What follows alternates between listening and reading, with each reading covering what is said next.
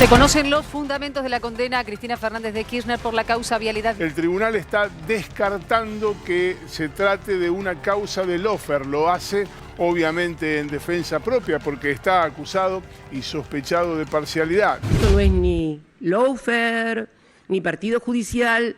Esto es un Estado paralelo y mafia. Mafia judicial. Si Macri es condenado por jueces que van a comer asados en el Instituto Patria, ¿qué dirían? Bueno, estos jueces iban a jugar al fútbol a la casa de Mauricio Macri. La pisadita me hace elegir al fútbol, no soy futbolero. El mejor presidente, el mejor congreso, los mejores empresarios, los mejores jueces. Por eso se arregla todo. Este es el equipo de la Liverpool. Lo que estás viendo ahora, esa camiseta rayada roja y blanca con rayas horizontales, eso es la Liverpool. Por eso se arregla todo. Se enriquecían ilegalmente a costa de los magros recursos del Estado. El contundente demoledor. Pruebas contundentes. Las pruebas que mostró el fiscal son contundentes. Condenar a Cristina Elizabeth Fernández de Kirchner a la pena de 6 años de prisión, inhabilitación especial perpetua para ejercer cargos públicos. Pero para usted Cristina es ladrona, digamos, por lo que dice en el tuit. No, para la justicia. 6 años de condena por malversación de fondos. Lo dijo la justicia. Al fin alguien que la hace la paga. ¿Usted piensa que está terminado el kirchnerismo? El kirchnerismo no sé. Cristina Fernández de Kirchner sí. Había que traer de vuelta al Fondo Monetario Internacional. Y para traer al Fondo Monetario Internacional había que convencer que el que le pagó, que el que nos desendeudó, era un chorro y que vino solamente a la presidencia de la República a robar y saquear el país. Y explican este canal que tenía abierto con Lázaro Báez, 51 obras, donde había anticipos de pago de obras, donde hubo obras que no se concretaron. En el informe no se desprende que hayan rutas pagadas y no construidas. Considerarla autora penalmente responsable del delito de administración fraudulenta en perjuicio de la administración pública. Una muy buena noticia para usted, Manieto. ¿Sabe por qué? Porque el 10 de diciembre del 2023 no voy a tener fuero, no voy a ser vicepresidenta, así que le va a poder dar la orden a sus esbirros de la Casación y de la Corte Suprema que me metan presa. Sí, pero mascota de usted, nunca. Justamente el 9 de marzo de 1956 sale el decreto 4161, que es el que proscribe al peronismo en la Argentina y estuvo proscripto durante 18 años. El nuevo gobierno inicia una política de persecución y proscripción del partido peronista que da a conocer como proceso de desperonización de la sociedad. En las calles argentinas está prohibido nombrar a Perón y en los principales medios de comunicación se hace referencia a su figura como el tirano depuesto. ¿Por qué es importante esto? Porque el Partido Justicialista Nacional es presidido por Alberto Fernández y es la primera reacción. ¿Qué dice el documento? A ver. Con persecución no hay democracia plena. Con persecución no hay democracia plena.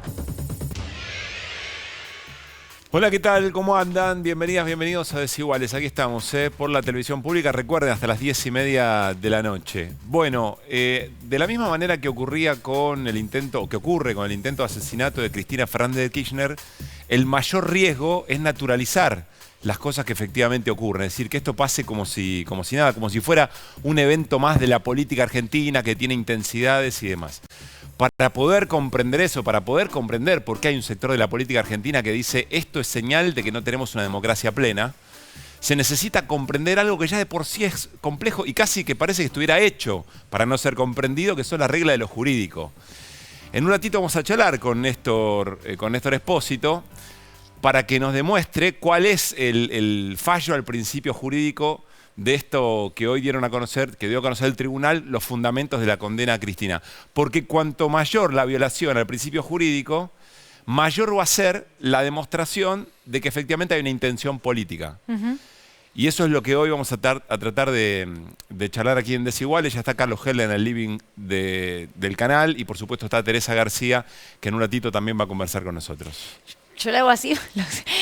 Bueno, Carlos Heller, mostrémoslo a Carlos, que está allá en el living. Y está Teresa García también fuera de cámara, pero no la podemos ponchar en este momento. Pero está ahí sentada. Por eso la estaba saludando. Claro, exactamente. A ver, Esto va mucho más allá de la vicepresidenta y me parece que ahí está un punto importante.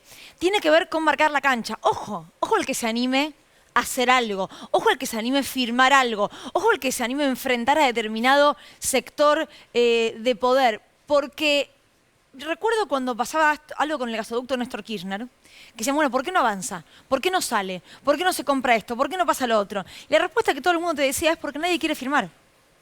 Porque nadie quiere hacerse cargo de una política de Estado, de una decisión de un gobierno. Por miedo a después lo que puede llegar a venir. Y sabemos lo que puede llegar a venir. Y hoy esa es la demostración en este fallo que ya conocimos, pero que hoy conocemos los fundamentos. Cuando hablamos, Pablo, del gobierno, hablamos de una alianza. Y siempre se cree dentro de esa alianza que, bueno, unos están con Cristina, otros no, unos creen que hay proscripción, otros no. Me parece que los mensajes que vamos a compartir a continuación tienen que ver con que la democracia realmente es lo que está en riesgo. Santiago Cafiero, el canciller argentino, con los fundamentos de la condena, comienza el camino formal hacia la proscripción de la compañera Cristina Fernández de Kirchner. Buscan disciplinar al peronismo y condicionar al proceso electoral. Bastante claro en este sentido, digamos. A cual no se puede tildar de cristinista, Cafiero, no me digo alguien muy cercano al presidente de la Nación, podríamos decir albertismo dentro del Frente de Todos. Tenemos más tweets, en este caso de Cecilia Moró.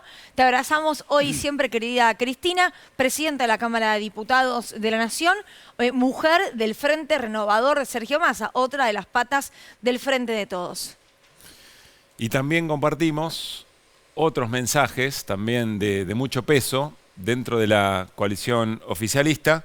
Tiene que ver con Gabriela Cerruti, la portavoz del gobierno, que decía más temprano esto. El presidente ya dijo en más de una oportunidad que entiende que esta causa no tiene ni pies ni cabeza, creo que ha dicho textualmente, o que la vicepresidenta ha sido traída de alguna manera para ser metida en esta causa en la cual no tiene ningún tipo de relación, y eso está claramente expuesto hoy en los fundamentos de la causa, donde en varias oportunidades queda claro que no hay ninguna prueba para que esté allí la vicepresidenta, sino que se trata de, ante la duda, dice en algún momento el tribunal, o se supone que, hay que pensar que, y no hay ninguna prueba concreta de nada de lo que allí se sostiene. Así que el presidente sigue sosteniendo que todo esto es una causa armada para perseguir a la vicepresidenta, para inhabilitarla, para que pueda ejercer funciones políticas, y también para, cada vez que se hace esto con un dirigente político, es también una forma de intentar aleccionar a otros dirigentes políticos que intentan tomar medidas que vayan en favor de las grandes mayorías o de los ciudadanos y ciudadanas en situación de vulnerabilidad. Con lo cual... Bien, ahora, más allá de los mensajes y de los diagnósticos, hay una pregunta flotando que no es una pregunta sencilla. Para el Frente de Todos en general y para quienes se reconocen kirchneristas en particular, ¿cuál es la acción política más efectiva para romper con la proscripción a Cristina Fernández de Kirchner o con su inhabilitación buscada para que no pueda ejercer la representación política? ¿Qué tipo de acción política es esa? ¿Cómo se construye esa fortaleza política? Está claro que no sale de una marcha en sí mismo, y vamos a ver qué es lo que pasa en el plenario de Avellaneda el próximo sábado, porque seguramente ahí hay algunos apuntes. Ahora queda poco tiempo. Hay una enorme cantidad de cosas que se gritan cruzadamente que no se hicieron para fortalecer el espacio político y que con esa fuerza efectivamente se pueda anular esta inhabilitación política para Cristina.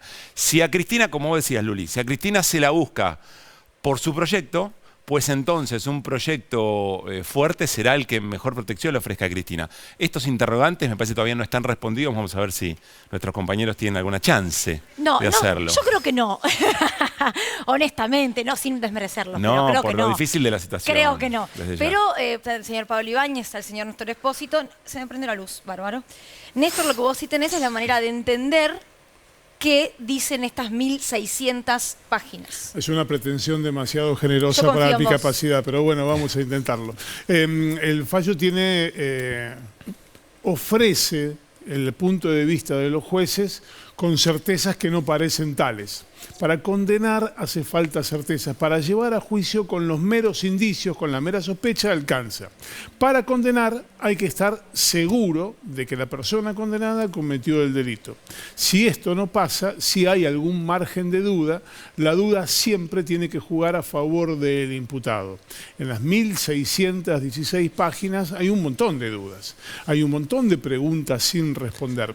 Salvedad importante, quien te diga que leyó las 1616 páginas de las 9 de la mañana que se conocieron hasta ahora está mintiendo.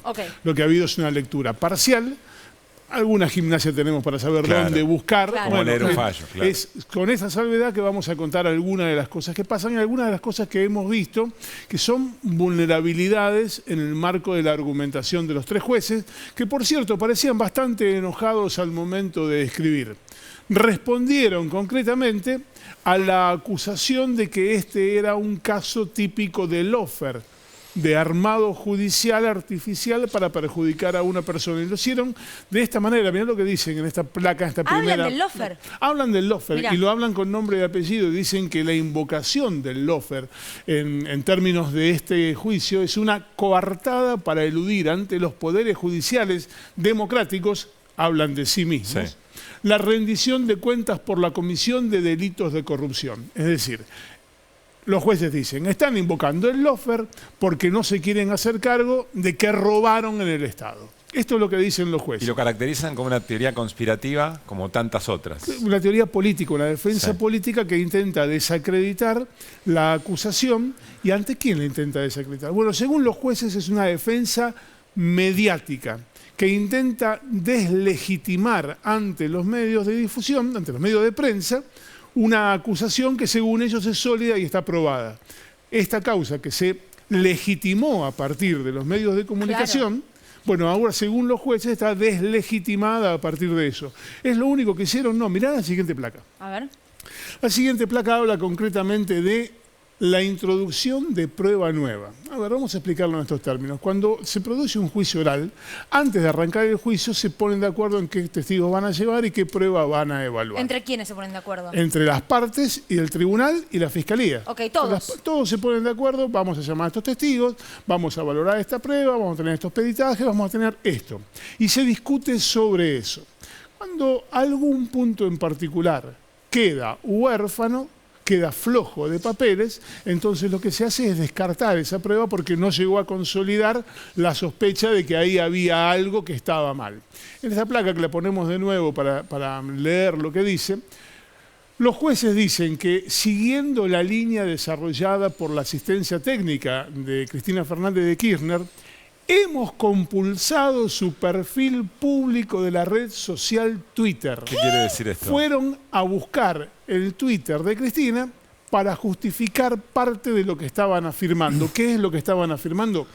En la acusación de los fiscales Diego Luciani y Sergio Mola se habló de una reunión entre Lázaro Báez y Cristina Fernández de Kirchner el 30 de noviembre de 2015 en Santa Cruz, en la que según el fiscal Diego Luciani se armó el plan Limpien Todo. Macri ya había ganado las elecciones, estaba a 10 días de entregar el gobierno, se reunieron según la acusación del fiscal Cristina con Báez para resolver cómo emprolijar la salida.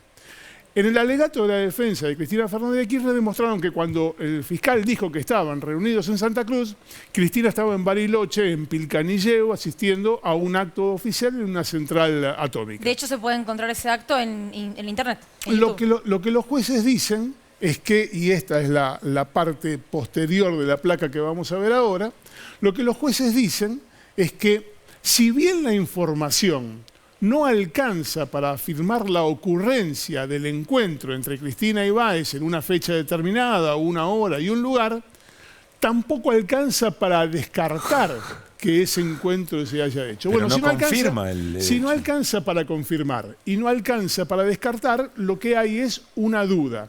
La duda siempre juega a favor del imputado, porque para condenar hace falta una certeza. ¿Aquí hay una certeza? No.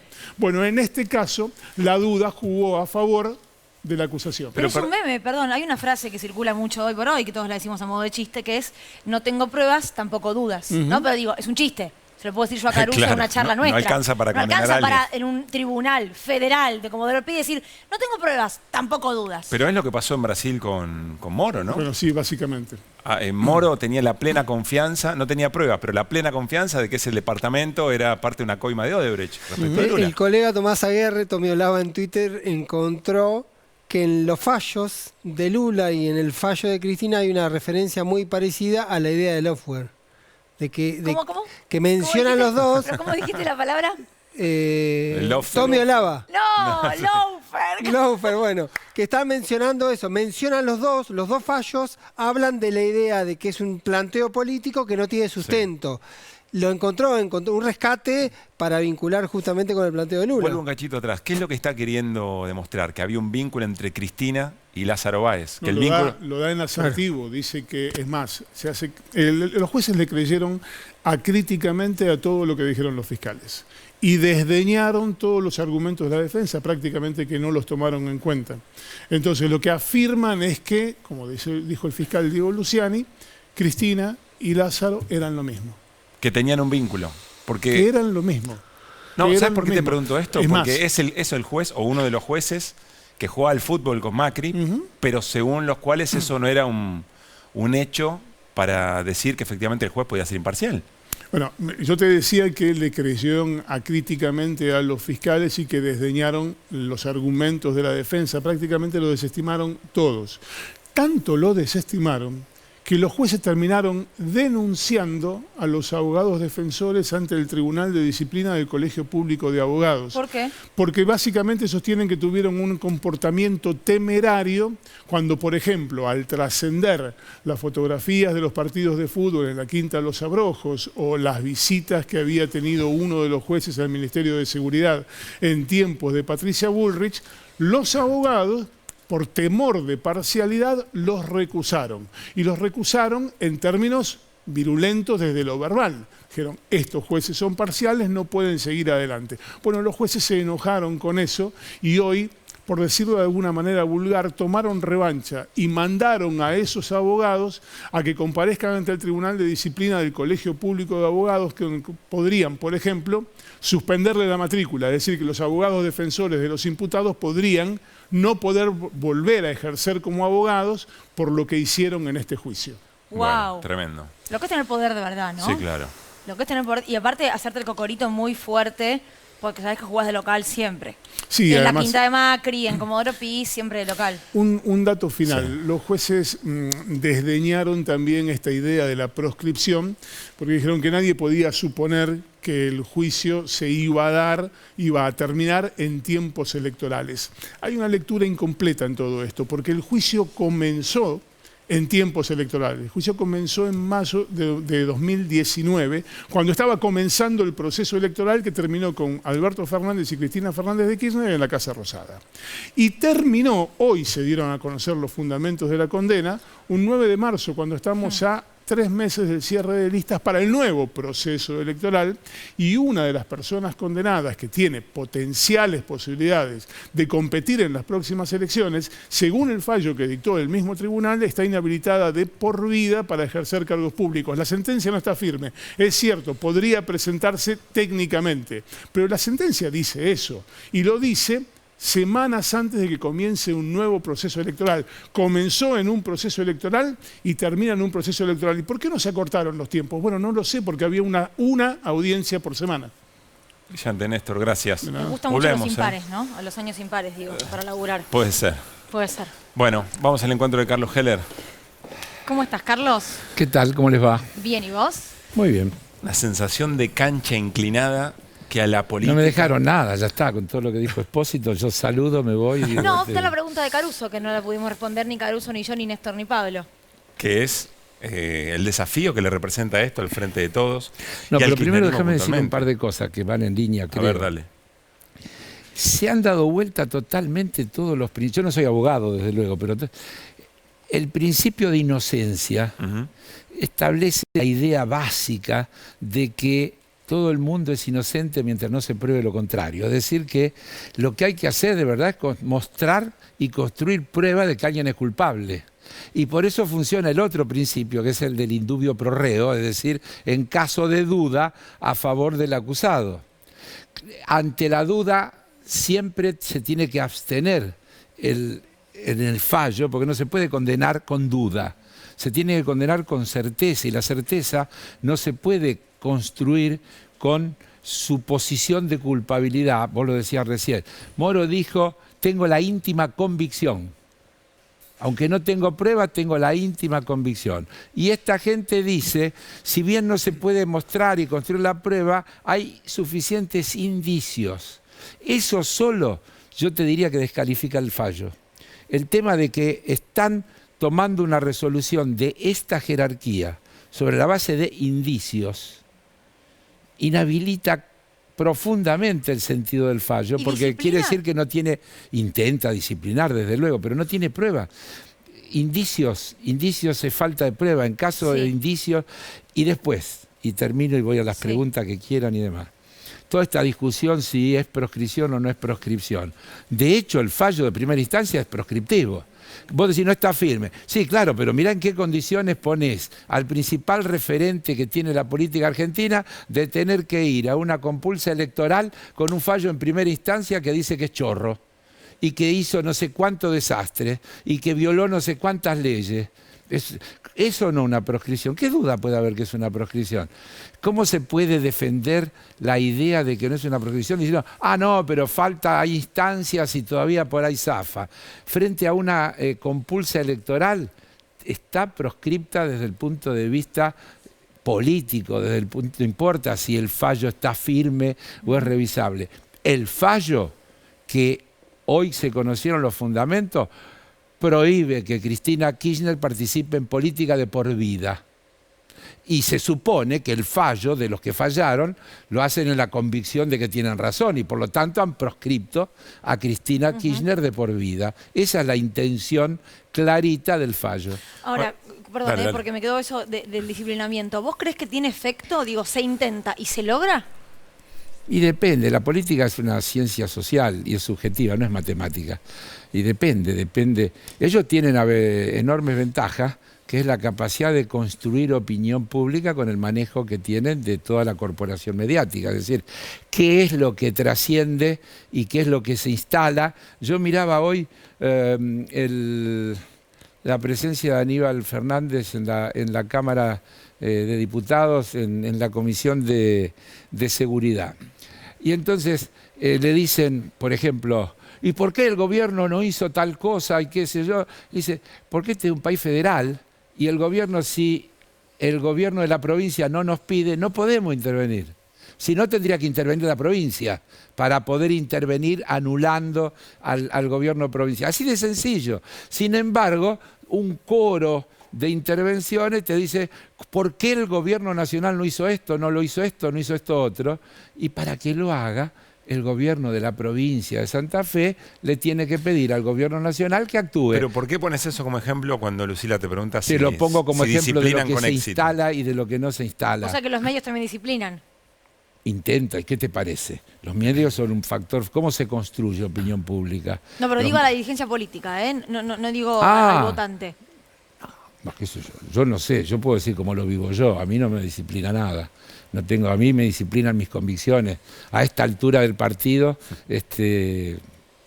ya podría decir que está demostrado que a mí lo único que me disciplina son mis convicciones, mis profundas convicciones, y estoy donde quiero estar y hago lo que siento que tengo que hacer, así que no me podría disciplinar. Ahora, Carlos, ¿cuál es la acción política que el Frente de Todos tiene que llevar adelante para hacer lo que dice que quiere, que es combatir la proscripción de Cristina? El Frente de Todos tiene que primero fortalecerse hacia su interior. El Frente de Todos es una coalición y a nosotros nos cuesta porque no tenemos cultura de coalición. No tenemos cultura de coalición. Hoy estaba en los diarios que en España Podemos hizo una marcha contra el gobierno del que forma parte. Y acá en el Uruguay era bastante común durante la gestión del Frente Amplio ver que tal fuerza que componía el Frente Amplio hacía un acto contra una medida del gobierno. Porque las coaliciones, como hemos dicho hasta cansarnos, son uniones de gente que tiene una cantidad de coincidencias y una cantidad de diferencias, que no piensa idénticamente en todo. Si piensa idénticamente, forma parte de la misma fuerza política. Una coalición es un conjunto diverso, que tiene puntos en común y diferencias. Nos falta más cultura, entrenamiento y práctica de vivir en el ámbito de una coalición y aceptar que podemos convivir sobre la base de que en las cuestiones principales tengamos coincidencias, manteniendo diferencias. La principal coincidencia Van a hoy, tener que meterle pata para aprender, Carlos, porque le están dejando afuera la principal vamos, dirigente. vos también, ustedes, todos le tienen que meter pata, ¿no? ¿Por qué van a? ¿Por qué van a? ¿Vos estás afuera? Ustedes son dirigentes, nosotros elegimos otro rubro, otra responsabilidad. Ustedes opinan. Nosotros forman y ayudan a formar opinión. Sí. Entonces, nuestro también hay que trabajo meterle, en virtud de nuestra subjetividad política. Sí, pero no asumimos el rol de la conducción política y de la creación de escena de la política. Sí, pero probablemente alguien que está todos los días en un medio de comunicación tiene más capacidad de influenciar a mucha gente que alguien que milita en política, probablemente. Sí, pero después, digo, lo que dicen diferentes dirigentes políticos no depende del comunicador. No, digo, dentro eso? del Frente de Todos se ha hablado muy mal del presidente de la Nación, hay personas que no han defendido a Cristina prácticamente cuando han ocurrido varias cosas. Hoy, sin ir más lejos, hemos revisado twitters de la mayoría de los gobernadores y dirigentes del Frente de Todos y muchos no decían nada, Carlos, sobre lo que pasó hoy. Cada uno tiene que hacerse cargo de eso, porque si no también nos ponemos afuera y opinamos. Yo acabo de decir que la construcción de una coalición es una cosa compleja.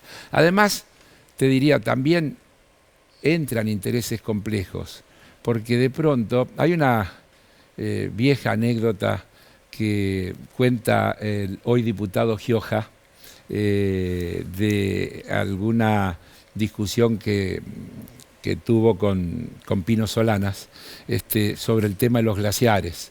Y él le dijo, ¿por qué no venís a San Juan a decir lo que decís? Porque vos lo decís en Buenos Aires, donde el tema se vive de una manera distinta, pero en una provincia donde el 90% de la gente vive de la minería, es distinto. Es decir, porque también hay matices. Cuando hablamos de litio, porque cuando hablamos de litio, no es lo mismo hablar de litio en Buenos Aires que en Jujuy. No es lo mismo, porque hay intereses concretos diferentes. Pero la pregunta era... Sí, no me escapo de la pregunta. Aumento la complejidad. ¿Qué tipo de acción política tiene que construir el Frente de Todos para darle pelea a la proscripción de Cristina sobre lo que hay un diagnóstico compartido? Vos dije, amalgamarse. Así es, la primera, y vos me decís, se le acaba el tiempo. El tiempo en política no se acaba nunca porque es eterno. Y cuando a veces a uno lo derrotan, lo único que hace es empezar una nueva etapa si tiene convicciones. Así que no hay un tiempo que se acaba, hay etapas que se acaban. Bueno, pero no da lo mismo. Ganar, perder esta elección me imagino que le da lo mismo. ¿Cómo te va a dar lo mismo? Te acabo de decir, la prioridad absoluta que yo veo es de que nosotros resolvamos al interior de nuestro espacio las cosas para definir cómo vamos a avanzar y cómo vamos a tener candidaturas que nos representen y cómo todos nos vamos a encolumnar detrás de esas candidaturas. Porque voy a repetir una frase que vos particularmente ya me la escuchaste un montón de veces. Todas las diferencias que hay entre nosotros son mínimas en relación a las que todos tenemos con los otros. Por lo tanto, esas diferencias entre nosotros las tenemos que alinear para poder dar la confrontación que tenemos que dar con los otros. En el documento que se firmó en esa reunión de los 33 que se hizo en el PJ hace poquito, en la mesa política, se dijo con claridad, en el 2023 lo que se define es una puja entre dos modelos de país. Ese es el fondo de la cuestión. Un modelo que cree en el rol del Estado, en las regulaciones, en la defensa de lo público, y otro que quiere todo lo contrario, que quiere destruir el Estado, poner una bomba al Banco Central, bajar los impuestos, que cada uno, el sistema de la meritocracia, donde cada uno es lo que se merece, entre comillas. Desde ese punto de vista, efectivamente hay una confrontación de dos modelos. Lo que nosotros tenemos que poder es explicarle a nuestra población que, como ya muchos repiten, esta vez el macrismo, o como lo llamemos, Cambiemos, Juntos por el Cambio, como se llame, está haciendo una cosa gravísima, porque está diciendo lo que va a hacer. Macri mintió descaradamente, dijo una cosa completamente distinta de lo que hizo. Se parece a alguien que alguna vez dijo si decía lo que iba a hacer no me votaban, dije lo que la gente lo que la gente quería escuchar y después hice lo que creí que había que hacer.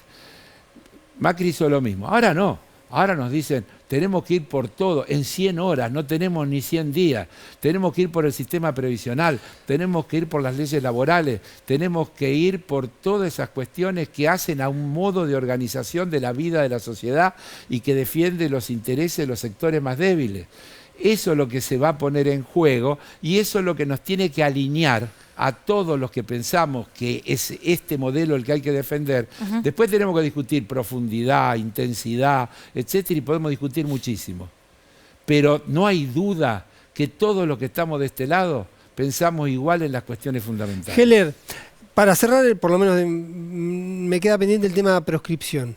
Ahí hay, romper la proscripción, ¿es para que Cristina sea candidata o romper la proscripción es para que se despeje la idea de que Cristina es culpable?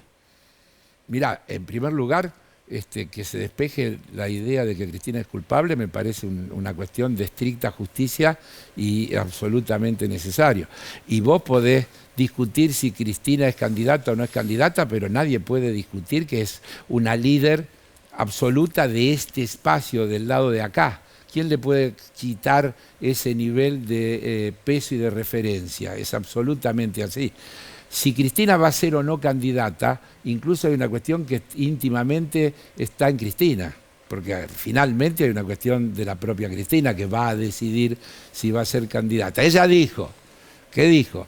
Dijo, yo no les voy a ayudar a ustedes yendo en una boleta para que después digan, mirá quién está ahí, etcétera, etcétera, y voy a actuar en contra de mi sector, de mi espacio.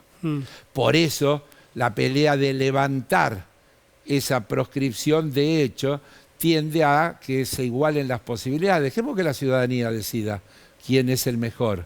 ¿Por qué hacer esta cuestión y por qué, como recién decía bien Espósito, yo creo que está muy bien definido? Fíjate cuándo empezó el juicio y fíjate cómo los tiempos se van dando cada vez que tenemos en el medio que tomar alguna definición que tiene que ver con lo electoral y con lo político. No se puede hablar del juicio a Cristina como un juicio a una persona más.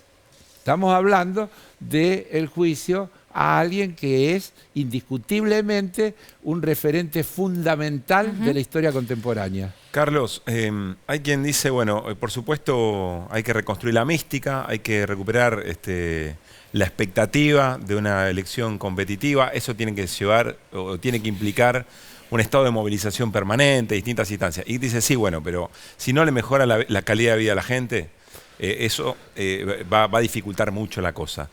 ¿Por qué da la sensación que todas las cosas que el gobierno intenta, sobre todo en el tema de inflación, no funcionan? A ver, yo ya expliqué, pero no tengo inconveniente en seguir explicando y repetir. En la Argentina parece que la inflación fuera un fenómeno meteorológico. ¿Sabés cuánto fue la emisión monetaria en los últimos 12 meses? 41%. 41%. Eso es mucho, muy por debajo de la inflación. Poquísimo. Comparado con la inflación, es decir, mentira que fue la emisión monetaria la que genera inflación. ¿Sabés cuánto fue la variación del tipo de cambio oficial durante los últimos 12 meses? 70%. También por debajo de la inflación. ¿Y sabés cuánto fue la ilegal? 65%, por debajo del oficial. Los salarios, estamos diciendo todos los días que le corren de atrás a la inflación. Entonces, ¿qué cuerno genera la inflación si no es el tipo de cambio, si no es la emisión, si no son los salarios, si no son las tarifas? Si no es lo que dice la derecha. Si no es lo que dicen ellos. ¿Qué es? ¿Qué es? Dos cosas fundamentales. Expectativas por un lado alimentada por los que especulan con esa expectativa y por otros con los que son víctimas de esas expectativas, porque el bolichero que está en el medio dice, y cuando tenga que reponer seguro que aumentó, Claro. y entonces por las dudas. El que importa dice, y cuando tenga que importar seguro que va a haber devaluado, entonces aumenta por las dudas. Todo ese mundo de las consultoras y de lo que te dicen, el gobierno dice tal cosa, pero José Pirulo de Pipipí no sé cuánto opina que va a ser el doble, el otro opina que va a ser el triple. Y eso construye opinión pública. Leer los diarios, la noticia es así y los comentarios de lo que dicen todos los otros diciendo lo contrario ocupa todo el espacio. Ahora, Carlos, ¿qué hace el gobierno? Déjame terminar la idea. Todos sabemos, en el mundo entero, las políticas de shock antiinflacionario son recesivas y terminan perjudicando a los sectores más débiles de la sociedad. Acá y en el mundo entero. No hay shock antiinflacionario que no sea recesivo. El gobierno adopta una política de gradualismo, lo que yo llamo una escalera, una suave escalera descendente. Nos planteamos un objetivo de 60%. 60 es un montón, sigue siendo un disparate, pero la idea es poder ir saliendo de este desastre sin tener que recurrir a medidas de shock, porque sabemos cómo terminan esas medidas de shock. Entonces, si nos va bien, 60 este año, 44 el que viene, 33 el otro, y vas acomodando las variables. Es muy difícil, pero la otra, la receta tradicional, es muy sanguinaria y efectivamente se puede hacer. Acá se hizo, pero mirá los tendales que quedaron, cuántos desocupados más, cuántas pymes cerradas, cuántas economías regionales hechas bolsa. Todo eso hay que acordarse, porque si no, no, pero fulano logró bajar la inflación. Sí, ¿a qué costo? Entonces, nosotros necesitamos que se cumplan con cosas. Se hace este tema de los precios justos. Es un acuerdo voluntario. Voluntario para entrar, pero cuando entraste tenés que cumplir, es obligatorio, dejó de ser voluntario. ¿Cómo hace voluntario? Una vez que firmaste y sos parte, tenés que cumplir. Y si no te cumpliste, tienen que sancionar. ¿Qué se está haciendo? Pero tenemos un colador, el contrabando, la evasión impositiva, la informalidad. ¿Cómo puede funcionar un país que tiene un tercio de la economía informal? Porque la economía informal no es solo los trabajadores que están en negro, es todo lo que no le ingresa al Estado de impuestos. Es todos los recursos que el Estado no recibe a través de todas esos coladores que hay. Mientras se resuelve la inflación, ¿cómo hace para que la gente gane más guita o le rinda más el salario y además llegar más competitivo a la elección? Y qué vivo, si fuera fácil, qué vivo que sos vos. Vos hacés preguntas, todo esto es absolutamente dialéctico y permanente. Yo creo que hoy se ha logrado que los salarios registrados no pierdan con la inflación. Pero es muy difícil lograr que lo no registrado. ¿Cómo hace para sacar me interpelás y te digo No, esto. vos me interpelás no a mí, soy yo me solo defiendo. No, pero te voy a decir. Acá hay mano a mano hoy. No soy siempre hay solo mano a mano. Por eso. No soy solo yo. Hay un sector muy importante, el Frente de Todos, que le está reclamando más acción política al gobierno para llegar con mejor expectativa a la elección y para que la gente viva mejor, en definitiva. Bien, pero a ver, y yo estoy de acuerdo. Ojalá y se pueda. No, lo estoy inventando, sabés que es así. Claro, sí, pero el problema es que una cosa es opinar y otra cosa es gestionar. Eso es así. Ya lo hablamos. Hay opinadores dentro del propio Frente de Todos. Desde luego. Que le complican la gestión al gobierno. No, que tienen... porque nadie creo que complica nada a propósito. Son opiniones diversas. Yo también digo, hay que aumentar el poder adquisitivo de quién puede estar en contra de esas cuestiones. Ahora, ¿cómo se hace? Porque vos después tenés una parte que lo resolvés con convenios colectivos de trabajo. Ahora, vuelvo, hay un tercio de los trabajadores no registrados. ¿Cómo se le aumenta a los trabajadores no registrados? ¿Con qué ley? ¿Cómo obligás al empleador que tiene en negro a alguien a que le aumente? No es fácil de decirlo, pero muy complicado de hacer. El proceso de ir blanqueando la economía en el buen sentido de la palabra es muy difícil. Formalizando, pero es mejor. Sí, es muy difícil de hacer porque en el medio de la informalidad hay intereses concretos. Hay gente que gana muchísima guita con la informalidad. Ahora, Heller, perdón con una cosa, porque lo que dice Pablo es algo que se escucha hace 3 años. Como que hay un montón de cosas que no se logran porque no hay voluntad política o porque no hay decisión política.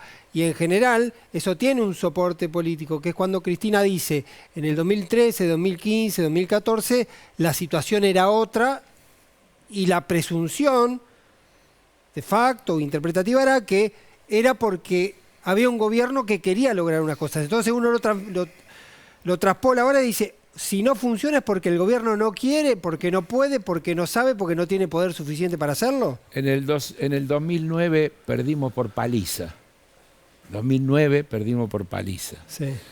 Néstor Kirchner perdió en la provincia de Buenos Aires con De Narváez, Sí. y yo fui primer candidato en la ciudad y nos fue como el diablo, porque teníamos en contra a la opinión pública, porque Sí. se había instalado. Y en el 2011 Cristina sacó el 54% de los votos. Sí. Perdimos en el 2015 y en el 2017 decían que era un trote la carrera de Macri por la reelección. Y después, ¿qué hizo Macri? Se metió en el crédito con el fondo, vino todo lo que vino y perdió la elección y estableció un nuevo récord del primer presidente de la Argentina que pierde en primera vuelta.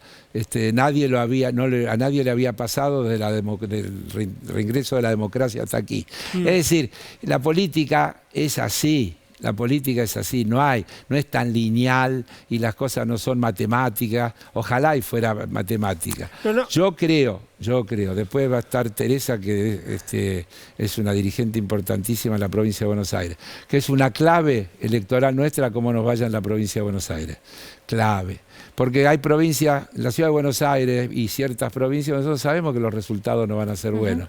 Pero yo te voy a decir, si los 4 millones de argentinos y argentinas que en el 2021 no fueron a votar porque estaban enojados, por lo que sea, los logramos convencer de que vayan a votar, podemos ganar esta elección y podemos darle continuidad a este proyecto y podremos darle más profundidad, porque será otra etapa, porque también vamos a decir que el país del 2015 y el país del 2019 eran dos países completamente diferentes. Vos lo sabés y ustedes lo saben igual que yo.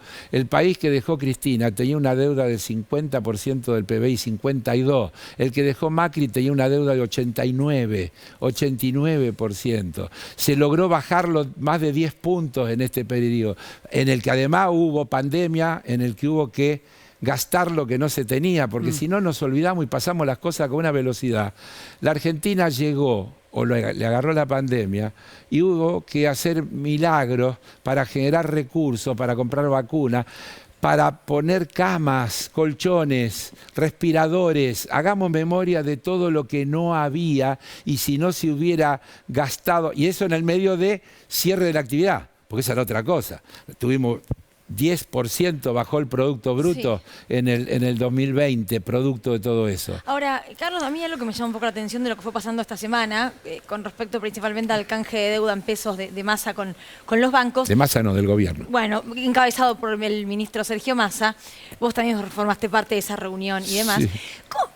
¿Desde cuándo Juntos por el Cambio se pone en contra de políticas que banca los bancos, justamente? No. Primero, no bancan los bancos. Esto es una política pública que plantea el gobierno nacional, que es lo mismo que se hizo con los bonistas en dólares y con el Fondo Monetario Internacional. Renegociar hacia adelante obligaciones que están amontonadas en el corto plazo. A todos les conviene este acuerdo. No es un problema de que esto es un negocio de los bancos. Porque si los bancos dejaran de ir a ese canje, que a Caruso, llévate los depósitos, a vos llévate los depósitos, si no, ¿dónde la ponen? En una cajita. Entonces, hay un sistema que funciona. Lo que dice Juntos por el Cambio al respecto, como lo dicen un montón de otras cosas, es de una irracionalidad absoluta. ¿Cómo pueden? Empezaron diciendo, desde junio están diciendo que hay una bomba que está por estallar. Esto le saca el argumento porque le desactivó la bomba. Si no hay vencimiento, porque si los vencimientos se corrieron para adelante, van a tener que buscar otro argumento. Por eso están furiosos, porque le sacaron un argumento. El argumento de que esta semana vencen 700.000 millones y no se sabe si se van a renovar. Al día siguiente sale chiquitito así, se renovó por el 123%. Viene la otra semana, ahora vencen no sé cuánto. Y ahora esto, exacerbado con el clima electoral, Estos muchachos salieron hace 15 días a decir que iba a haber un default y que esto iba a explotar. Y se encuentran con que el gobierno ofrece una renegociación y le dice a los tenedores de deuda en pesos, le ofrecemos pasar para adelante estos vencimientos, no le da ninguna condición especial porque son las mismas condiciones que tenían los bonos que se están cambiando, únicamente le estamos estirando el plazo. ¿Para qué? Y para desalentar toda la especulación que se genera alrededor del clima electoral. Entonces, les molesta a los de Juntos por el Cambio porque se les pincha un argumento. Por eso simplemente tienen que inventar otro. Tienen que inventar otro porque este no les va más. Néstor. Sí, usted hace un rato mencionó 3 o 4 variables. Me trata de usted, hubo 3 o 4 variables. Un gel recargado está. Hoy vino, hoy la luna está. Perdón, muchachos. Yo con Expósito trato en paneles mucho antes que con todos ustedes. Claro, eso es verdad. Ahí mucho tenés antes razón. que con todos ustedes. Y en otros roles. Y en otros roles ¿Querés que completamente, y en otros roles completamente distintos, así que me puedo tomar ciertas licencias. La época que Expósito era banquero. Hablemos de años. Me puedo tomar ciertas Yo licencias. era periodista deportivo y Carlos era vicepresidente. Muy bien. Así es. Ahí va, Así es. eso Por quería eso, escuchar. sí, Bueno, sí. a lo que iba es a lo siguiente. Hace un rato... Y nos peleábamos más que ahora. Sí, claro. Era más ninguna fácil, duda. era más fácil discutir la deuda externa que a Graciani igual en ese momento, ¿no? Hace un rato contabas que hay una serie de variantes, una serie de variables económicas que son desconocidas. El tema del crecimiento de la cotización en el mercado oficial y en el mercado ilegal por debajo de la inflación. El tema de la emisión monetaria muy por debajo de la inflación. Este argumento que desactiva esto que mi tío Raúl me dijo el domingo, porque estábamos discutiendo la inflación, me dijo, no, es un fenómeno monetario, porque escuchó un montón de economistas clásicos que le dicen la inflación es un fenómeno monetario. Esto que acababas de contar desmitifica eso y además saca otras explicaciones del fenómeno inflacionario. ¿Por qué no salen a explicar esto? Está recontra explicado. Tenés que No, ver bueno, pero a mi tío Raúl no lo sabía. Sí, pero hay que preguntarle qué canal mira. Es un tema de capacidad de reproducción. La ligó el tío. La ligó no el tío, Claro. pero es un tema de capacidad de reproducción. Igual déjame decir una aclaración para que mañana... También es un fenómeno monetario, porque yo recién dije, hubo que emitir un montón en el 2020 para poder enfrentar contra nada lo que había que enfrentar para que no se muera la gente, para que no se muera más gente. Y eso también impacta en lo posterior, porque lo que no se puede dejar de decir es que la pandemia neoliberal le hizo más daño al país que la pandemia sanitaria. Y entonces, en el balance que hacemos, no podemos dejar de hablar de las dos pandemias.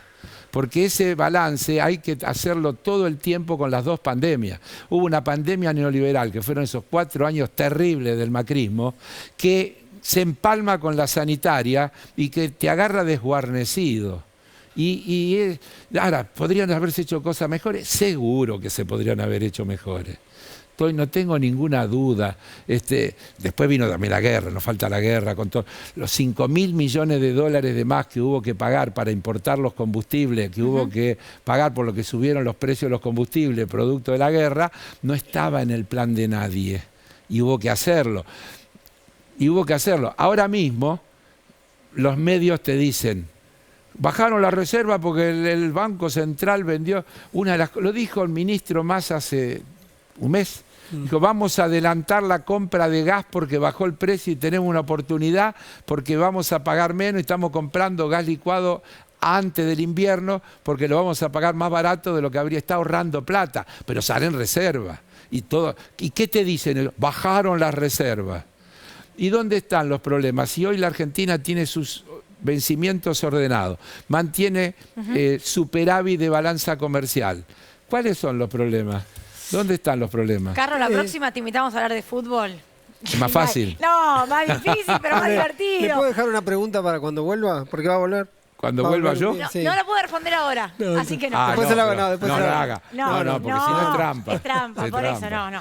Carlos, gracias por haber venido. Gracias por la invitación y por el tiempo. Obvio. Y disculpen la vehemencia. No, lo más demasiado. divertido. ¿De qué signo sos, Carlos, vos?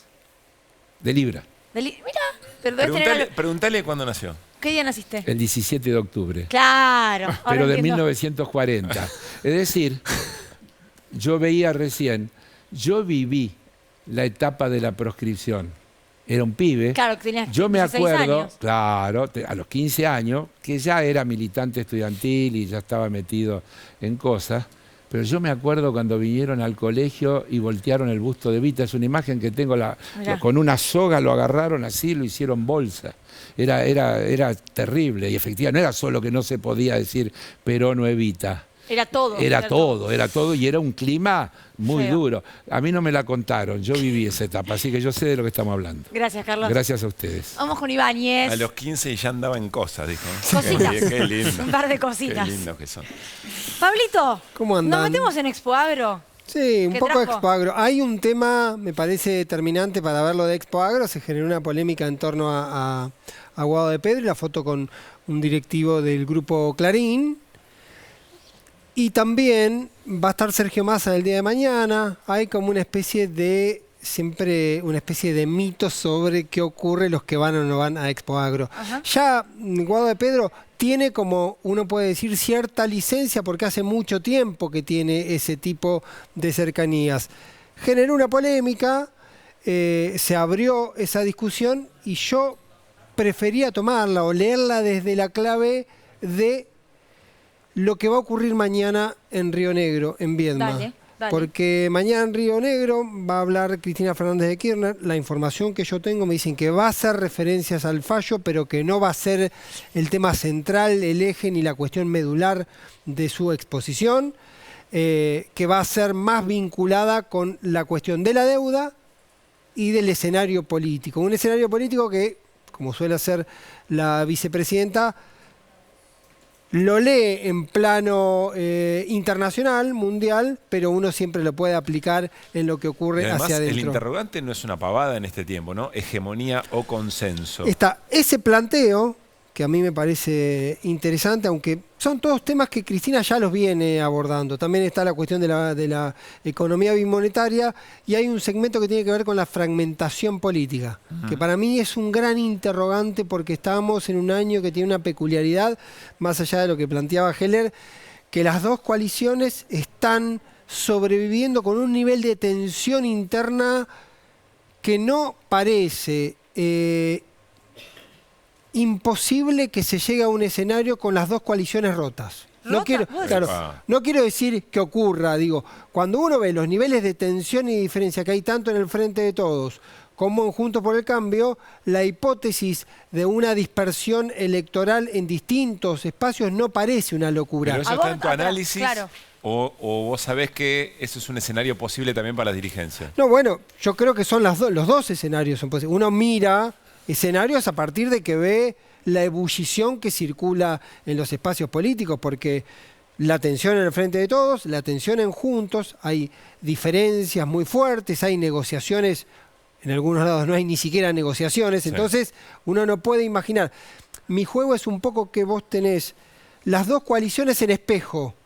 En la medida que una permanezca, la otra va a estar obligada a permanecer. Posiblemente esa tensión mutua haga que ninguno dé la fractura final.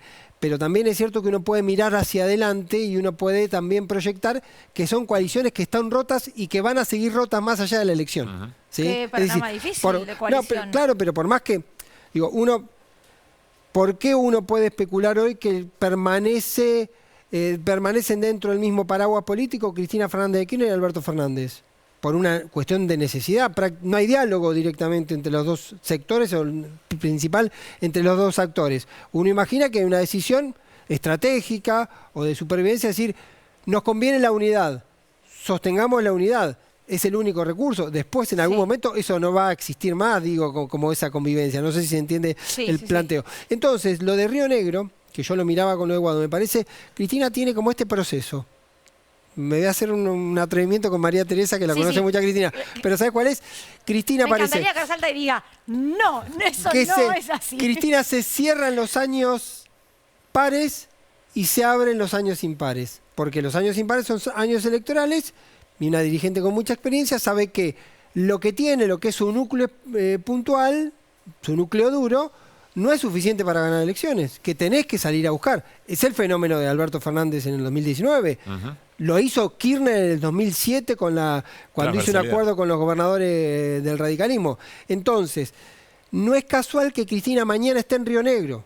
Río Negro es una de las 2 primeras provincias que votan este año gobernador. Ya hubo una PASO en La Pampa, pero fue una PASO, no elección de gobernador. 2 provincias, 16 de abril. Río Negro tiene que ver con eso. En Río Negro es candidato Bereltinec.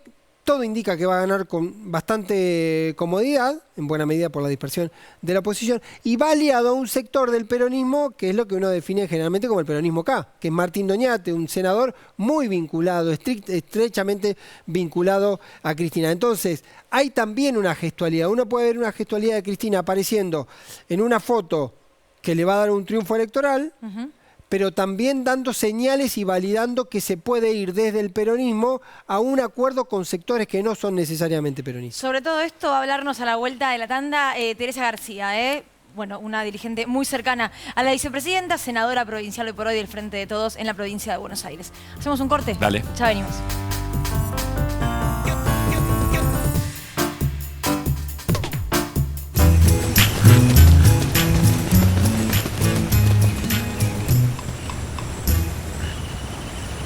Adrián Mercado presenta su nuevo sistema de subastas online. Desarrollamos un sistema más rápido, más fácil, que te permite participar desde cualquier lugar del país. Si querés que tu empresa crezca, elegí Adrián Mercado.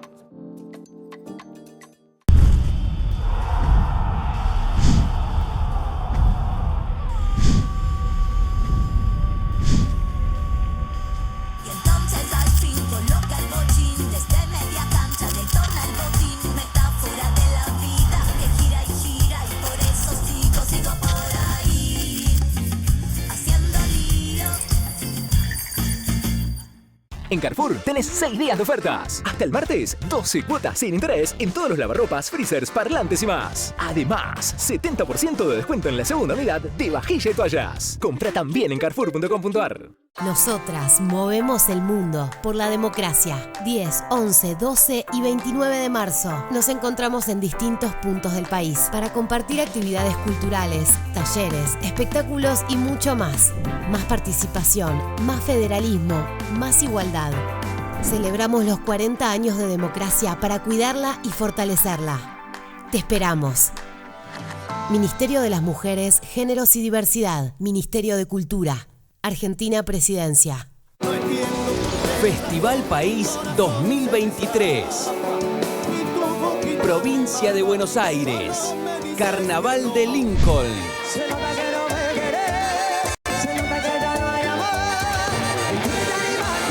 Jueves, desde las 22:30. Festival País 2023. Más federal que nunca. Televisión pública.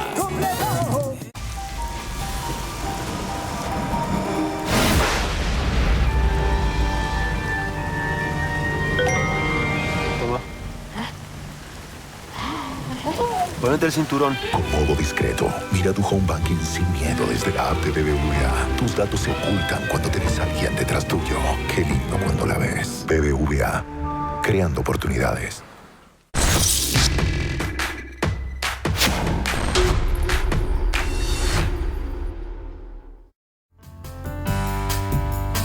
Bueno, muy bien. Estamos ya charlando un poquito con Teresa García. Para ser francos, le estamos preguntando un poco cuál iba a ser la dinámica del plenario del kirchnerismo en Avellaneda el próximo sábado. Teresa, ¿cómo te va? Bienvenida. ¿Qué tal? Buenas noches, ¿cómo les va? Y nos decías eso, que iba a haber debate abierto. Primero hay una convocatoria a todo el territorio de la provincia de Buenos Aires. Centralmente es de la provincia de Buenos Aires con dirigentes, representantes institucionales, concejales, militantes de la provincia de Buenos Aires. Se van a organizar espacios o ámbitos grandes donde se va a poner en discusión de las pocas cosas. Esto no se puede hacer en este tiempo un espacio de discusión en comisiones de índices temáticos. Nosotros tenemos una única problemática, que es una problemática política, una problemática jurídica, con las cuales ustedes abrieron el programa, que es la proscripción de Cristina, este fallo, esta fundamentación que vino a confirmar el fallo, que a mi gusto y ese título personal bochornoso realmente, porque tiene ribetes de bochorno. Y luego, finalmente, parte de las preguntas que ustedes le hacían a Carlos Heller, ¿no? ¿Cuál es el secreto? ¿Cuáles son los tiempos? ¿Queda poco tiempo? ¿Cómo seguir? Bueno, estas mismas preguntas que ustedes se hacen es la que se hace la mayoría de los dirigentes en la provincia de Buenos Aires y de los militantes. Así que vamos a tratar ese día en el plenario. No es un cabildo abierto porque no daría el tiempo, pero sí de que todos los que tienen responsabilidades territoriales e institucionales puedan opinar de estos temas. ¿Y cuál es tu mirada? ¿Cuál es la mirada que vos llevás respecto de, y repetimos lo que de alguna manera organizó la charla don Carlos, la acción política, en este caso del kirchnerismo, para darle pelea a la inhabilitación de Cristina? Bueno, hace unos días contesté esa pregunta en otro lugar. Yo creo que hay una cancha inclinada absolutamente y esto se ve. ¿Cómo se hace para emparejarla? O por lo menos cómo se hace para que el árbitro mire para los dos lados. Hay que hay que ordenar y construir el poder popular, digamos, el poder en las organizaciones, no estoy hablando solamente de las organizaciones barriales, digamos, en las instituciones. Se ha ido perdiendo, se ha ido deshilachando ese poder. Y cuando uno lo equipara con la imagen del lago escondido, cuando ve la convivencia entre el CEO de Clarín, los funcionarios, el ministro de Rodríguez Larreta, agentes de inteligencia, en una espantosa escena de la cual surgieron chats más espantosos aún, ese es el poder real. Y en esto sí es como dice Cristina, acá hay un poder paralelo. Hay un poder paraestatal y se evidencia cada vez más. ¿Cuánto le duró a Robles la admonición respecto de haber sido parte o querer ser parte de la estrategia de recuperar los fondos Larreta? Poquito le duró. Y esto lo vamos a ver cotidianamente y cada vez más agravado. Esto comenzó cuando apenas asumió Macri, si se me permite. Sí. Macri asumió procesado. Tenía 271 causas cuando fue propuesto presidente de la Nación. Y lo desprocesaron inmediatamente, pero además causas de espionaje. También preguntaban ustedes, ¿qué es? ¿Esto funciona como un disciplinamiento? Sí, claro. Y no solamente para el peronismo, luego que hemos visto la sanción a Budúa debido a los compañeros que estuvieron presos. Se ve en ellos. Parece mentira que los dirigentes que han sido espiados por el propio aparato macrista no digan nada, ¿no? Uno ve que Santilli fue espiado con sus hijos y parece que no ha pasado nada. Entonces me parece que sí es disciplina, digamos, genera una sensación de disciplinamiento muy fuerte. Al único dirigente que yo escuché del radicalismo decir que era una barbaridad lo que había pasado con los chats, no con su origen o la manera de divulgarlo, con su existencia real, fue a Federico Storani. Fue al único dirigente de Radical. Sí, ella lo dijo, vino aquí. Exactamente. Lo dijo, sí. Entonces, ¿por qué funciona esto? Y funciona porque tiene efecto disciplinario sobre la dirigencia política. Me parece que lo que hay que quebrar, desde donde se quiebra tu pregunta, y se quiebra o se endereza la cancha, en la medida que nosotros podamos explicar al tío Raúl lo que no se le explicó de otra manera y con otros temas hay que poder explicarlo. Yo creo que si algo falla en nuestro espacio político justamente es eso, ¿no? El silencio también se apodera a veces de la dirigencia política, misteriosamente, y el silencio Teresa, siempre es cómplice. ¿Es segura que hay problemas de comunicación? No, pero no dije de comunicación, dije silencio. Está bien, claro, eso te iba a decir, porque el problema de comunicación hubo y estuvo la ley de medios y evidenció todo lo que está claro. En función de su reacción. Ahora, pero el problema más profundo parece ser político, no comunicacional. El silencio siempre es cómplice.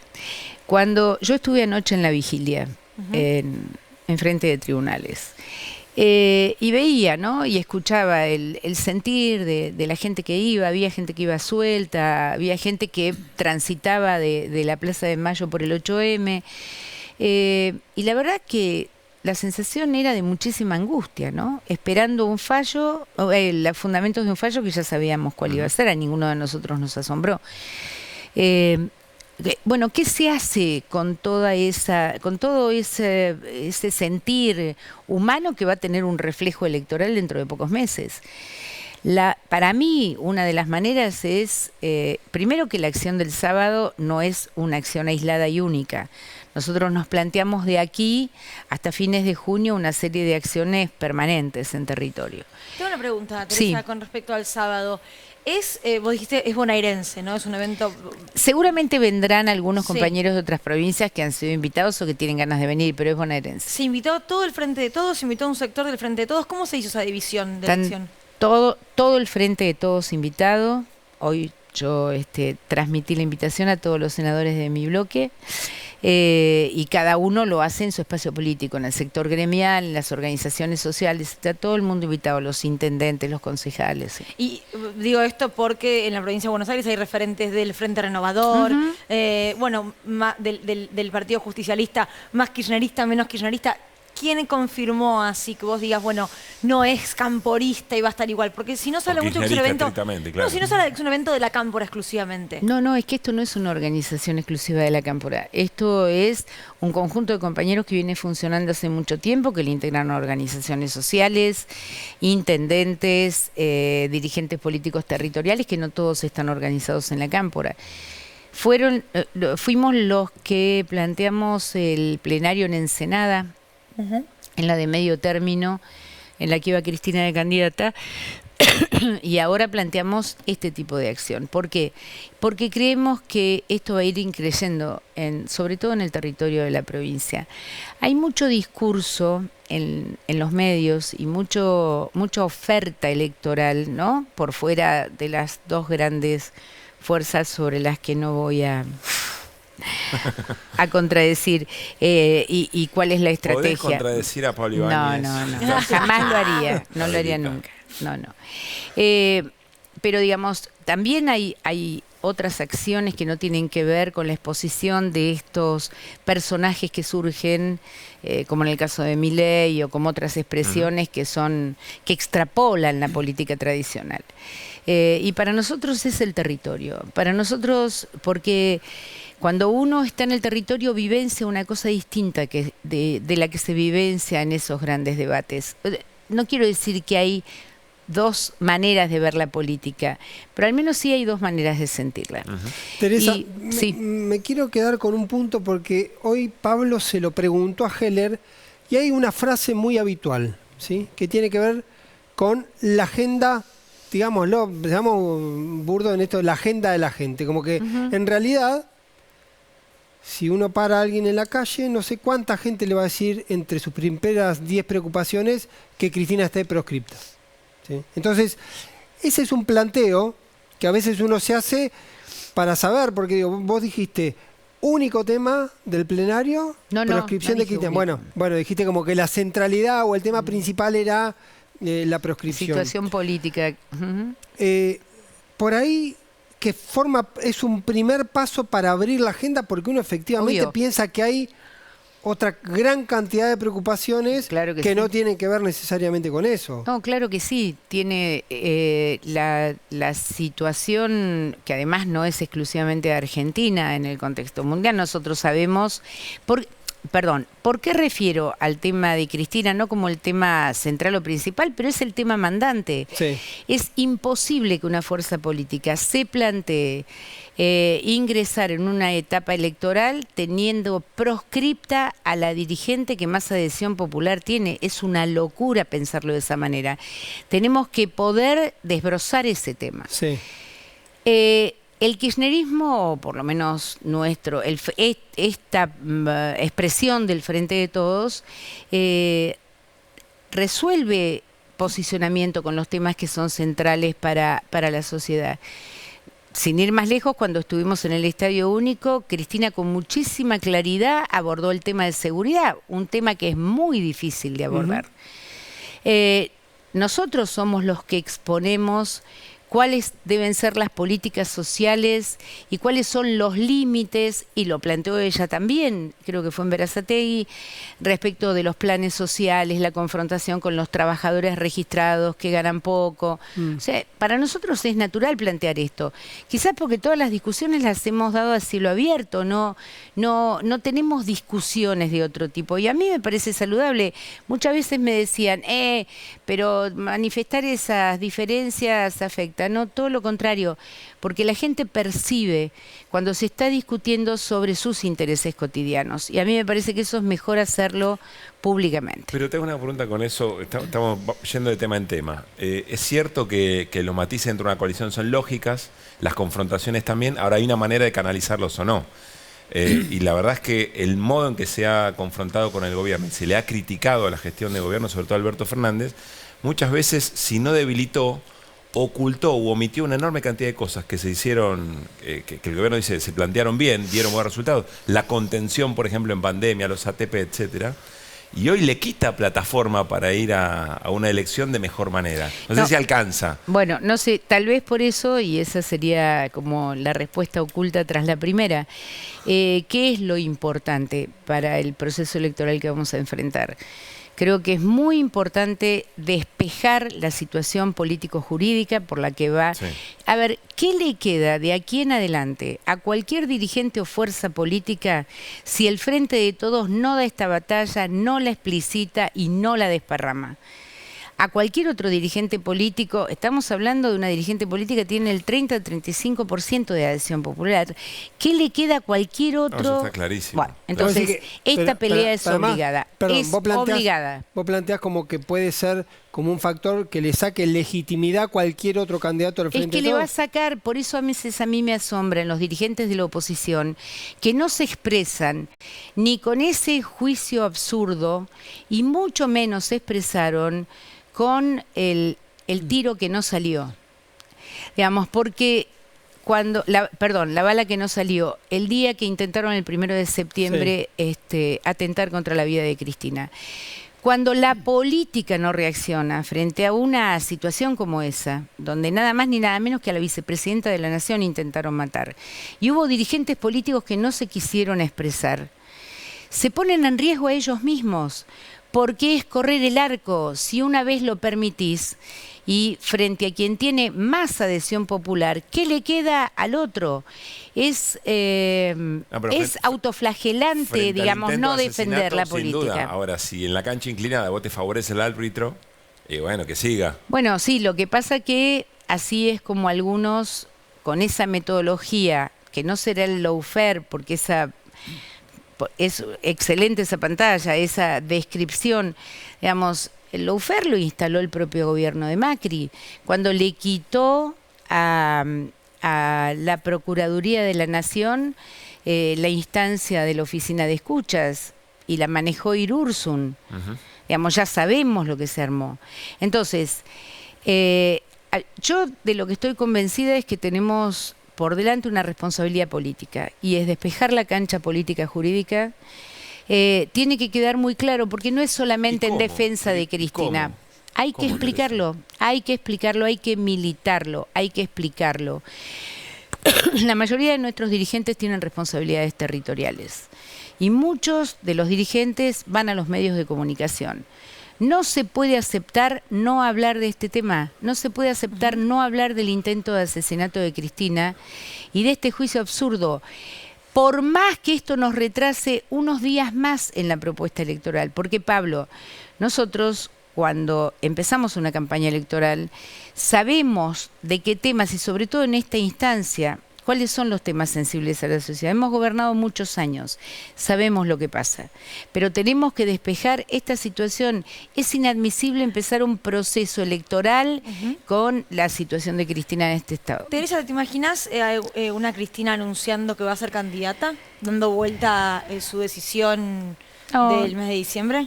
No, no me imagino, y honestamente no lo pienso, ¿No lo decías? No, sí lo deseo enormemente. Digo, pero no lo pienso, porque a mí me parece que tenemos que atravesar por esta discusión que va a comenzar el sábado. Eso sanea, eso repara. Y luego tendremos que ver, porque a nosotros nos representa Cristina, porque ella misma es el programa y lo ha demostrado. Si no, habrá que discutir hacia dónde vamos, hacia dónde va este barco, para qué candidato calza con dónde queremos ir. ¿La única garantía de eso es Cristina? ¿La única garantía de certeza de dónde ir es Cristina? Y creo que es más que evidente. Hoy está pagando los costos de haberse enfrentado con el poder concentrado en manos de los de siempre, con este Estado paralelo que lo sufrió Alfonsín y lo sufrieron muchos dirigentes. Comenzó a pagarlo hace muchos años, es mentira, no comenzó a pagarlo con el inicio del juicio. ¿No habla de una falla en la construcción política si Cristina es la única garante del proyecto? Bueno, pero como es propio del peronismo, nosotros tenemos una costumbre de liderazgos, de fuertes liderazgos en el peronismo. No somos un espacio colectivo, pero de fuertes liderazgos, y eso me parece que es propio a inherente a nuestra identidad. Pero ni siquiera Guado o Axel, dos figuras que vienen. No, pero esto no quiere decir que no existan dirigentes con una enorme potencialidad. Pero en la situación crítica que estamos viviendo, a mí me parece que con Cristina no es necesario explicar el programa, porque ella misma lo es. Digamos, en este país ocurrieron cosas que no ocurrieron, ocurrieron cosas con su gobierno que no ocurrieron con otros. Entonces, me parece que simplifica, me parece que la gente tiene claro. Uno no se deja de encontrar con gente que te dice, bueno, sí, a mí no me gusta la cartera que usa, ¿no? Es propio por estos días de decir esas cosas. Pero reconozco que me pude jubilar gracias a, o pude abrir mi negocio gracias a, o pude comprar mi casa gracias a. Y eso hace a una memoria social muy importante, porque como decía Duhalde, ¿no? En campaña todos los políticos mienten, ¿no? Algo así decía. En campaña es muy difícil identificar la verdad y la no verdad.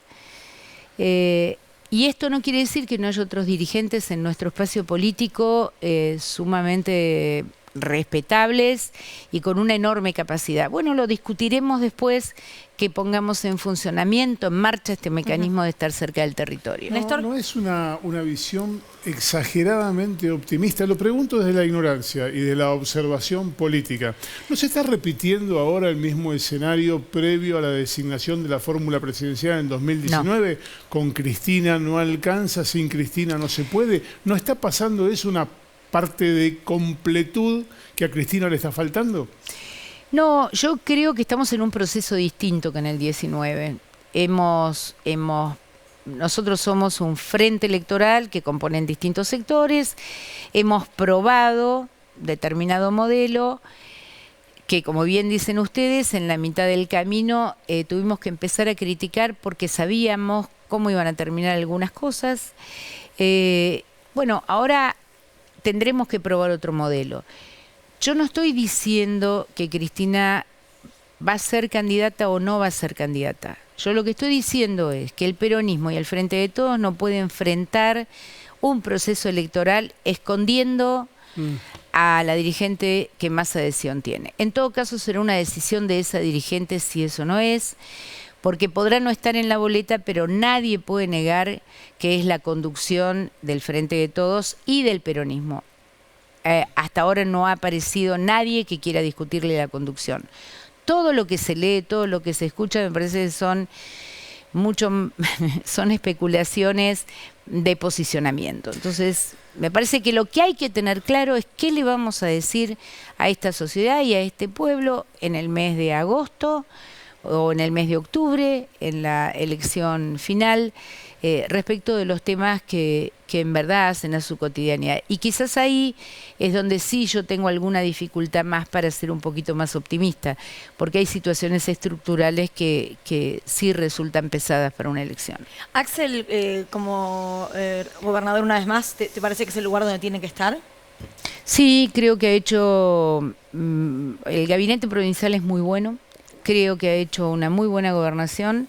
Fui su ministra de gobierno los 2 años de pandemia y cuarentena, que fueron muy difíciles, porque, lo decían bien, digamos, fue una situación en la provincia de Buenos Aires con 17 millones de habitantes, sobre todo con 14 en el conurbano, donde era solamente ponerle una ficha a que era una bomba de tiempo, lo que había para equiparar a lo que habíamos visto en París, en Roma o en Estados Unidos.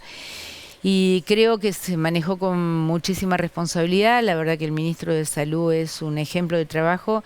El resto del gabinete es un excelente equipo. Y además lo ven, es incansable, ¿no? En todos los distritos del interior de la provincia fundamentalmente y en el conurbano ha habido un enorme crecimiento en materia de obra pública. Una provincia que recibimos devastada realmente. Hablamos del endeudamiento macrista, pero hay que hablar del endeudamiento de Vidal en algún momento y de cómo dejó la provincia, ¿no? Bueno, se habla mucho, ¿no? Pablo, el otro día lo entrevistamos al gobernador y decía, tendríamos que haber remarcado un poco más cómo se recibió esa provincia de Buenos Aires. Si se oculta la gestión de un gobierno, imagínense la provincia de Buenos Aires. Es difícil que eso aparezca como para ponderar, digamos, ¿no? Más allá del territorio, por supuesto, bonaerenses sabrán juzgar. No te entendí la pregunta. Quiero decir que está muy oculto en la agenda en general las discusiones de qué heredó la provincia de Buenos Aires. Pero sí, por supuesto, por eso lo digo, porque nosotros, por ejemplo, hoy cuando uno lo escucha a Ritondo hablar del tema de seguridad, un poquito de vergüenza me da. En la provincia de Buenos Aires no solamente no se resolvió el tema de inseguridad, sino que la ex gobernadora vivía en una base aérea en Morón, no vivía en una casita normal de un barrio. Y por otra parte hubo algunos episodios, voy a decir uno así le ponemos una nota color a la entrevista.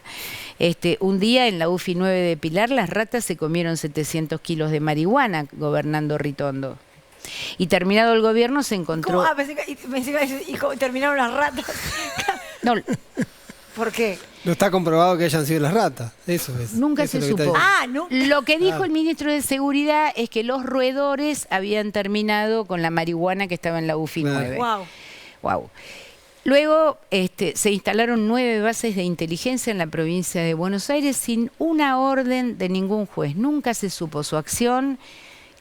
Hice pedido de informes, tratar de interpelarlo, jamás se supo. Se supo después que se le habían ido a pedir a Magdalani en el gobierno de Macri, pero no supimos ni siquiera dónde estaban todas. Entonces, cuando uno escucha hablar a quienes hoy son funcionarios, son diputados y pretenden el año que viene volver a gobernar la provincia, hay que recordar esto, porque no es solamente la frase de Vidal de que los pobres no llegan a la universidad pública. Apenas asumió, intentó cerrar 14 escuelas rurales y 8 escuelas en el Delta. La razón era que la matrícula era chica. Y sí, señora, la matrícula es chica porque la población es baja, pero tiene que tener las mismas oportunidades que tiene el resto de los chicos. Así cada área de gobierno, ni quiero hablar del tema de salud, porque en verdad fue una epopeya la de Axel y su gabinete con el tema de salud. La provincia estaba devastada. Como no se dijo, como no se marcó a tiempo porque teníamos apuro por empezar a gobernar y luego la pandemia silenció todo, y la cuarentena más aún, sobre todo cuando ahí se comenzó a diseñar una campaña política de enfrentamiento con el gobierno de Axel con el tema de educación, ¿no? Teresa, gracias por haber venido. A ustedes. Gracias. Bueno, te seguimos el sábado, porque el domingo volvemos a Desiguales, justamente 9 de la noche, así que todo lo que ocurre el sábado va a estar parte de nuestra agenda. Gracias. A vos. Nos vamos al corte y ya venimos.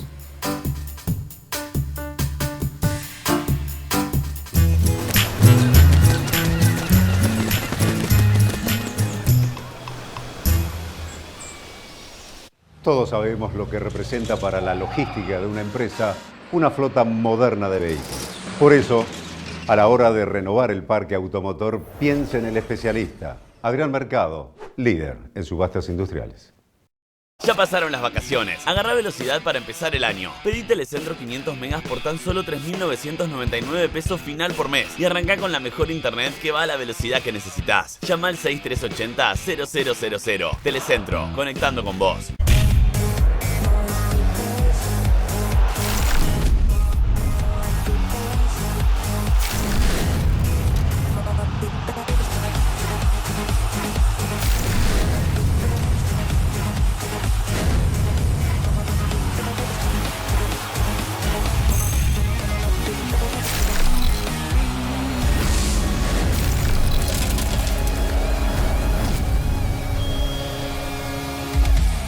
En Carrefour tenés 6 días de ofertas. Hasta el martes, 70% de descuento en la segunda unidad de marcas de desodorantes corporales y pañales. Además, con Mi Carrefour, 50% de descuento en la segunda unidad de marcas de hierbas, galletitas y yogures. Compra también en carrefour.com.ar. Soy Héctor Maugeri, vicedirector de la revista Caras, la revista de las celebridades, la única autorizada para contarte lo mejor todas las semanas.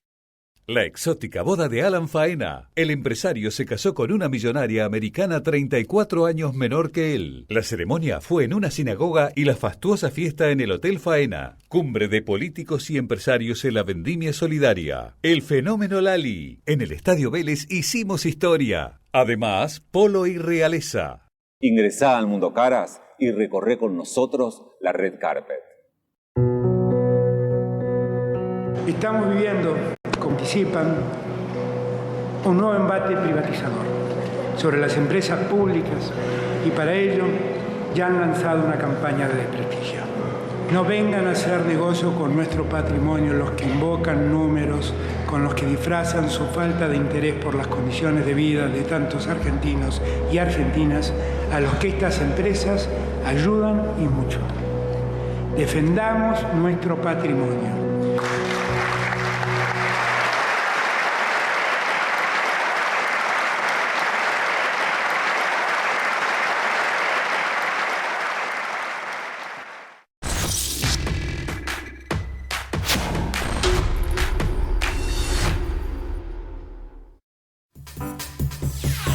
Bueno, muy bien, seguimos en Desiguales algunos minutos más antes del cierre del programa. Lo charlamos recién con Teresa García y abríamos el programa también así, Luli, ¿no?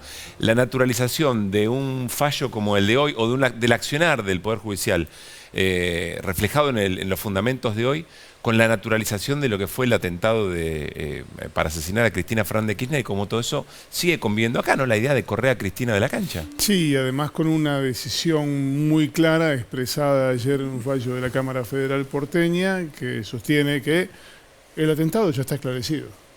El hecho central ya está, listo. Unos loquitos. Sí. Sí, ahí se cierra todo el arco. A ver, todo lo que propusieron hasta ahora los abogados querellantes, José Ubeira y Marcos Aldazábal, nada de eso avanzó, ni la hipótesis de Milman. Ayer fue declarado inimputable aquel señor que con un megáfono amenazó en la puerta del Instituto Patria con ahorcar a Cristina en la puerta del Congreso y cuando llegó un policía de la ciudad, en lugar de detenerlo, se saludó con el puñito. Ayer fue declarado inimputable, es decir, ese hombre no va a ser juzgado por el delito de amenaza de instigación a la violencia. Todo lo que ayer los jueces Bruglia, Bertuzzi y Llorens le dijeron a la jueza María Eugenia Capuchetti: mandá la causa a juicio oral ya. Tenés 3 personas detenidas, el hecho del atentado está esclarecido, el resto después vemos, pero estos 3 mandámelo ya a juicio oral y público. ¿Por qué lo hizo? ¿Porque a la Cámara se le ocurrió? No, lo hizo por algo que todavía no te contaron. El abogado que presentó el pedido de prisión domiciliaria para el jefe de los vendedores de algodón de azúcar, conocido como los copitos, cuando le pidió la prisión domiciliaria, que se la negaron, le pidió el envío automático de la causa a juicio oral y público. Es abogado polémico también, ¿no? El abogado Gastón Marano es un abogado que tiene una actividad intensa en materia penal y que en este caso en particular defiende a el jefe de los copitos. Pero que asesoraba a un senador del PRO también. Senador del PRO, Comisión de Seguridad parte de la Comisión Bicameral de Senador Inteligencia. De Chubut. Sí, bueno, básicamente es el abogado que además hizo la denuncia contra Silvio Robles y Marcelo de Alessandro, que finalmente terminó archivada por el juez Sebastián Ramos, quien después se comprobó que era amigo de Marcelo de Alessandro. Bueno, fue él el que pidió que la causa vaya a juicio oral. Si la causa va con estos 3 detenidos a juicio oral y público, Fernando Sabac Montiel, Brenda Uliarte y Gastón Carrizo, se agota la investigación en 3 loquitos sueltos que quisieron matar a la principal dirigente política porque la ames o porque más la allá de lo odia, que pueda surgir del juicio. Tal cual, porque, a ver, una persona que está detenida desde el 1 de septiembre, arrumbada, virtualmente abandonada en una cárcel, sin gente que lo visite. Pidió un abogado particular y no se lo pusieron. Sigue asistida por un defensor oficial al cual no quiere y nadie le presta atención. En cuanto se le acerquen y le ofrezcan cualquier cosa que le evite los 20 años de prisión que lo esperen, canta la marsellesa en farsi. Claro. Entonces es tan simple como eso. Vas arrinconando, arrinconando, arrinconando y obtenés que ese hombre diga, fui yo porque me levanté cruzado, como dijo Gastón Carrizo, porque su novia Brenda Uliarte lo humillaba en las comparaciones sexuales con el Presto. Pablo, ¿qué se puede esperar del discurso de mañana de Cristina, o la ponencia de Cristina de mañana? No, la información que yo tengo, insisto, porque con Cristina siempre hay como un factor que tiene que ver con la incertidumbre. ¿Dónde está tu inquietud, si vos querés? No, para mí va a haber indudablemente una referencia al fallo. Lo que a mí me dicen que no va a ser el dato central del fallo. Habrá que ver cómo procesa la cuestión política, porque no es tampoco un dato menor que decida hablar antes del plenario en Avellaneda, digamos. Había en un momento una especulación que podía estar en Avellaneda, no va a estar en Avellaneda, va a cerrar, todo indica, Axel Kicillof, habrá que ver si habla o no habla, yo tengo entendido que va a hablar Máximo Kirchner. Esperar mañana me parece una mirada del proceso político, pero sobre todo el proceso económico. Yo creo que hoy la mirada de Cristina está más puesta sobre la economía, y va un poco esto que decía, le preguntaba yo a María Teresa. Hay una urgencia por la definición de qué se hace desde el punto de vista político en el frente de todos, pero el problema sigue siendo la economía. ¿Cómo un espacio político, cómo un gobierno puede ir a buscar la reelección, si no de su presidente, de alguno de los integrantes de ese frente electoral con 6% de inflación? Con lo cual del plenario va a salir estrategia territorial, pero también demandas al gobierno seguramente. Exactamente. Nos vamos. El domingo, como decía antes, retomamos Desiguales, así que 9 de la noche se suma Artemio López a nuestra mesa. Bienvenido, con Mario Bainfeld, con Gabriela Granata, está bien Flor Alcaraz. Domingo, 9 de la noche nos volvemos a encontrar. Pasen bien. Chau.